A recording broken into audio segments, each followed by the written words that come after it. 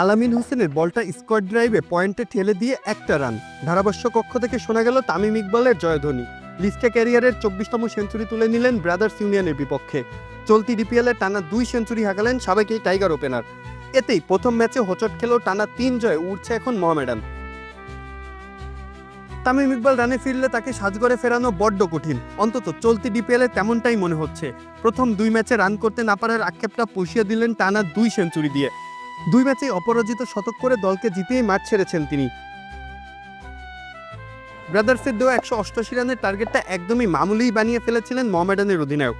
94 বলে যখন নিজের নামের পাশে 17 রানের আরেকটা মাইলফলক যুক্ত করেন, তখন তার দল পৌঁছে গেছে জয়ের বন্দরে। 96 বলে 9-4 আর 4 ছক্কায় 106 রানে অপরাজিত থেকেছেন তামিম। শুরুতেই আরেক ওপেনার মেহেদী হাসান মিরাজকে হারালেও দলকে এক মুহূর্তের জন্য চাপে পড়তে দেননি তিনি। তরুণ তুর্কি মাহিদুল ইসলাম অঙ্কনকে নিয়ে গড়েছেন 187 রানের জুটি। উইকেটের চারপাশে আশ্রে ফেলেছেন আলামিন হোসেন, সোহাগ গাজী আর রবিউল আতিকদের বলগুলো। তামিম তো এমনই, নিজের দিনে খেলেন সেরাদের সেরার মতোই। দারুণ ছন্দে থাকা তামিমের ঘাড়ে ভর করে উঠছে মোহামেডানও। আবাহনী লিজেন্ডস অফ রূপগঞ্জের সাথে পাল্লা দিয়ে লড়ছে শিরোপার লড়াই।